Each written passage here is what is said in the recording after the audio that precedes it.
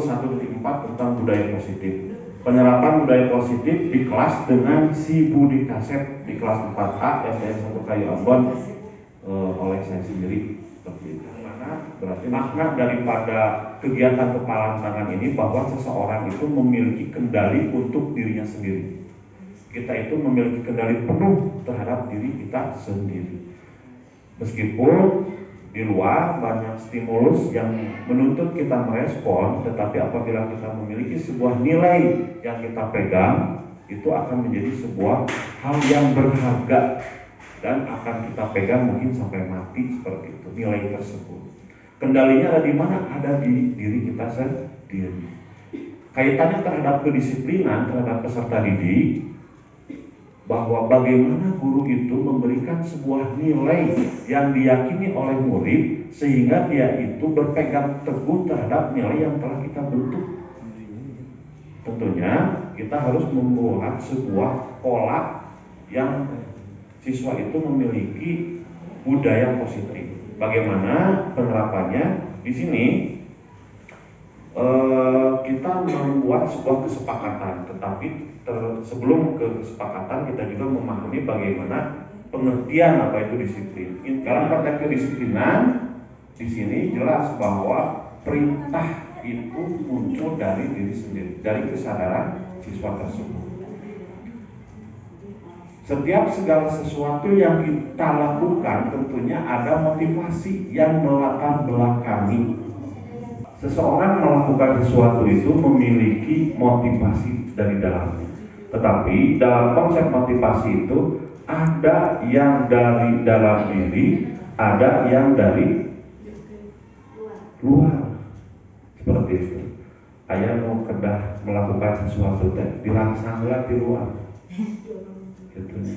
Diberikan stimulus dulu, baru melakukan. Tapi ayah anu hitam nggak tahu. Dengan kesadaran nanti ya mah langsung motivasinya sudah ada di dalam dirinya. Anak bisa disiplin dikarenakan motivasinya dari luar dengan hukuman dan penghargaan. Sok ku ibu mah lamun anu telat push up 100 kali bisa disiplin. Motivasinya dari mana? Dari luar, yaitu hukuman tadi. Sok ku ibu mah di pasian bintang lamun biasa ngajawab di pasian permen bisa melakukan kedisiplinan bisa, tetapi kebutuhannya dari luar dengan penghargaan. Dalam kedisiplinan sekarang itu paradigma yang terjadi Bapak Ibu dalam memberikan kedisiplinan dengan hukuman dan penghargaan itu sudah tidak diperhatikan lagi karena motivasi yang mendasarinya tidak berasal dari diri sendiri. Bagaimana seseorang itu melakukan tindakan itu atas kebutuhan dasar manusia, yang mana di sini ada kasih sayang, penguasaan, kebebasan dan kesenangan. Kaitannya terhadap kedisiplinan, anak yang ngaraja di kelas, kan biasa sok ayahnya, bisa jadi kebutuhan dasar dia itu penguasaan. Jadi ada latar belakangnya Bapak Ibu ketika anak itu melakukan tindakan. Bisa jadi anaknya sering melanggar kesepakatan, bisa jadi kebutuhan kebebasan. Di rumahnya dikekang, di ayah mamahnya pas di sekolah mah ayah bebas. Itu tidak terpenuhi kebebasannya karena di rumahnya itu dia dikekang. Penguasaan sama kukolotna, kubapana dikekang. Dalam menyikapi kedisiplinan yang dilakukan oleh anak, kita pun harus bisa memposisikan bagaimana peran kita terhadap guru untuk merespon sikap anak yang tidak disiplin. Yang pertama itu guru dengan posisi kontrol hukum. Nah, nanti hukum ya kan? Udah telat hukum, izin sampah hukum, hukuman terus. Ya. Yang kedua, pembuat rasa bersalah. Kan maneh teh geus nyaho ya teh ulah terus seperti itu. Yang dirasakan anak itu akan terus merasa bersalah. Terus aya ge guru teh sebagai teman, ya tos aya nama ulah melakukan hal-hal di luar kesepakatan. Dia bapak, jadi dia malah sudah tenang, kayak gitu melakukan kesalahan atau melakukan itu demi bapak lah, demi cari luntah misalnya. Posisinya ada sebagai teman dan sebagai pemantau mah dia cirinya selalu mencatat kesalahan anak. Si A mencerita dari mesti 10 kali budak teh. Tuh bawa teh di kelas jadi 4 kali catatan dipantau budak teh. Sehingga tahu A B C punya kesalahan teh punya catatan. Ya. Dan ada yang sebagai manajer. Manajer mah ada kesalahan terhadap murid di luar kesepakatan diajak ngobrol bagaimana solusinya. Nah, dalam 5 posisi kontrol ini hubungannya dengan motivasi tadi yang mempengaruhi kedisiplinan anak ternyata dengan penghukum, pembuat rasa bersalah, dengan posisi teman dan pemantau itu memberikan motivasi disiplinnya itu ternyata dari eksternal. Jika orang hukum bisa melakukan kedisiplinan teh, penghukum kecil, ya, kecil ningali guru teh itu ketika muat kesalahan kecil, gitu. Nah, yang kelima yaitu manajer di sini bagaimana posisi kita itu sebagai guru mengarah kepada kesadaran anak untuk melakukan kesepakatan dengan disiplin. Nah, ini biasanya ada pernyataan yang diungkapkan hubungannya dengan posisi kontrol. Contoh, saya kecewa sekali dengan kamu. Nah, itu masuknya kategori karena pembuat merasa bersalah. Terus kamu tidak pernah benar melakukannya, tahir posisinya aya di penghukum.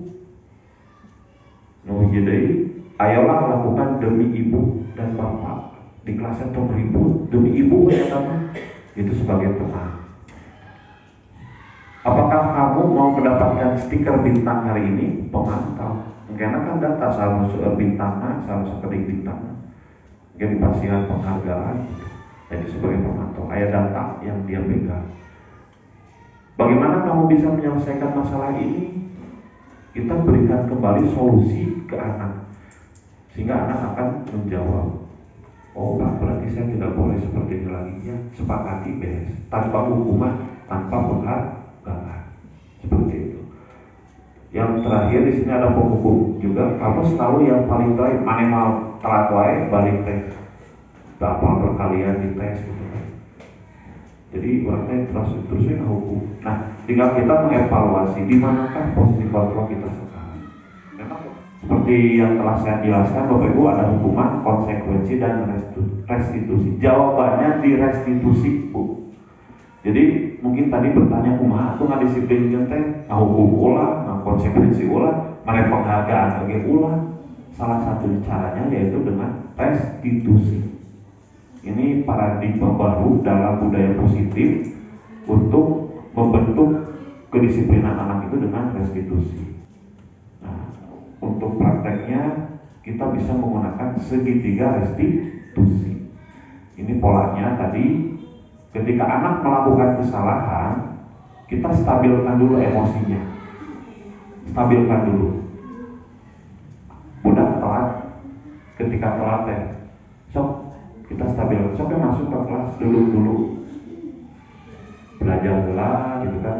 Kayak ketika waktu istirahat, ditaruh kurang teh. Alasan kamu apa ketika tadi datang terlambat?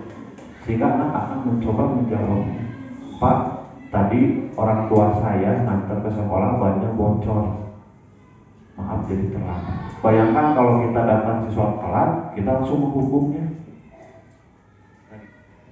Nah, ini si Budi Kaset yang saya telah susun latar belakangnya bagaimana murid itu bisa mencapai keselamatan dan kebahagiaan bagi manusia maupun masyarakat. Intinya membentuk watak murid yang bermartabat. Itu yang latar belakangi. Kemudian tujuannya untuk mewujudkan budaya positif. Dan tahapan kegiatannya saya merumuskan kesepakatan kelas dan menentukan keyakinan kelas. Nanti saya harap prakteknya Bapak Ibu ya. Kita coba untuk menyusun kesepakatan kelas seperti ini.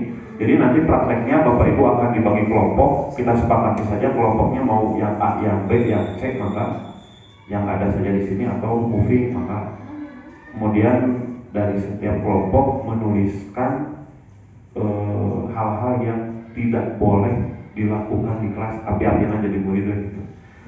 Setelah itu setelah menyusun yang disepakati, kemudian kita menemukan keyakinan kelasnya, nilai universalnya apa.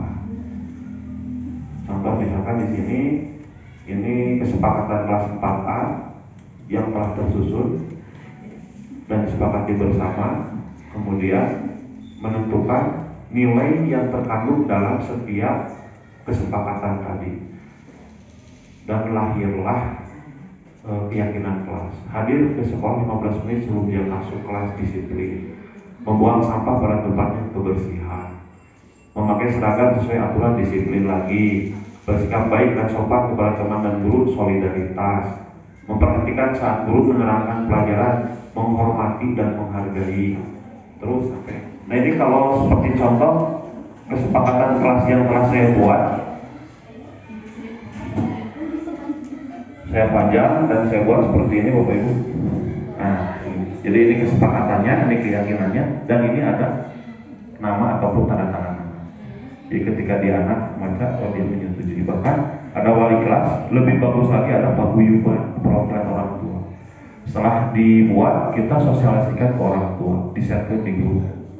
Bapak Ibu, iya kesepakatan kelas, biar mengetahui seperti itu. Kita pajak supaya mengingatkan.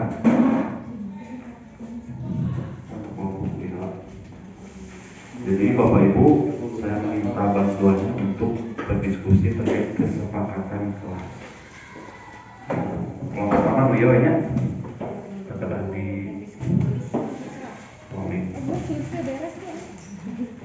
Ibu punten kayak stick nomor.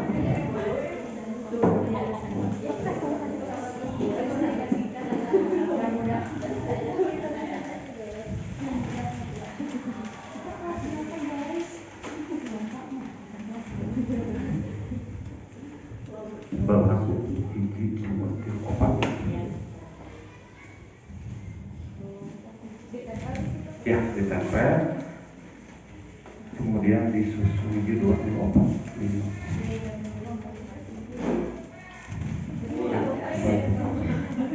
Jadi setiap anggota menuliskan apa yang tidak boleh dilakukan. Kemudian ditempel, setelah ditempel disusun menjadi kesepakatan dan terakhir mencari sebuah nilai keyakinan.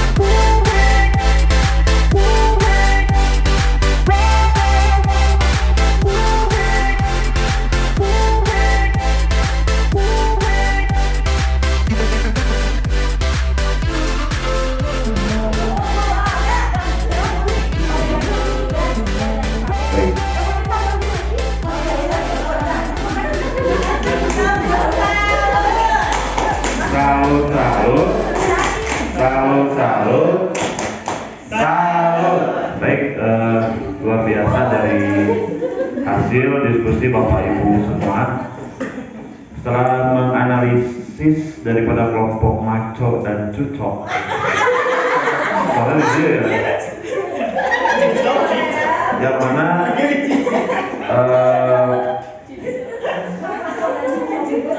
tahapan pertama itu kan menuliskan apa yang tidak boleh kan gitu ya. Yang boleh itu sudah pasti dilakukan, ini yang tidak bolehnya.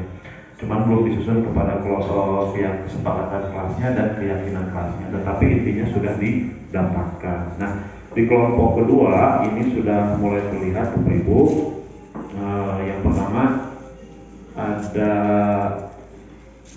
usulan dari setiap anggota kelompoknya masih menggunakan kata tidak boleh makan, ini boleh saja kalau dari siswa. Nah, ketika kita menyusun kesepakatan kelasnya, ini sudah tidak ada lagi kata jangan, tidak boleh, dan dilarang. Ini sudah bagus dalam menyusun kalimatnya. Seperti contoh misalkan tidak membuang sampah sembarangan. Di sini kalimatnya jadi positif, membuang sampah pada tempatnya. Secara tidak langsung kan menjadi sebuah perintahnya positif seperti itu. Baik, dan yang kelompok Ibu Siti pun sudah bagus, begitu Bu Rizka, Bu Hamsa, Bu Hamsa, ya, ini sudah membuat sebuah kesepakatannya dari mulai menjaring informasi dari anggota, kemudian disusun menjadi kesepakatan, dan rencananya ini dibuat menjadi kalimat yang positif ya Bu, dari yang tadi ya, kemudian menjadi bentuk keyakinan. Baik, terima kasih Bapak Ibu semuanya yang telah berpartisipasi dalam kegiatan ini.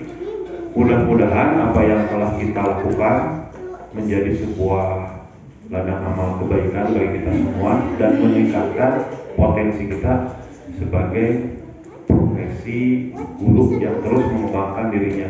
Karena memang sekarang zaman itu sudah berubah dengan cepat. Apabila kita tidak melakukan perubahan dari sekarang, ini tertinggal. Bagaimanapun keadaannya, kita bisa mengikuti perubahan dengan enjoy lah gitu, nikmati saja prosesnya. Hatur nuhun pisan ke Bapak Ibu semuanya atas kegiatan yang telah saya lakukan. Mudah-mudahan memberikan manfaat dan kebaikan.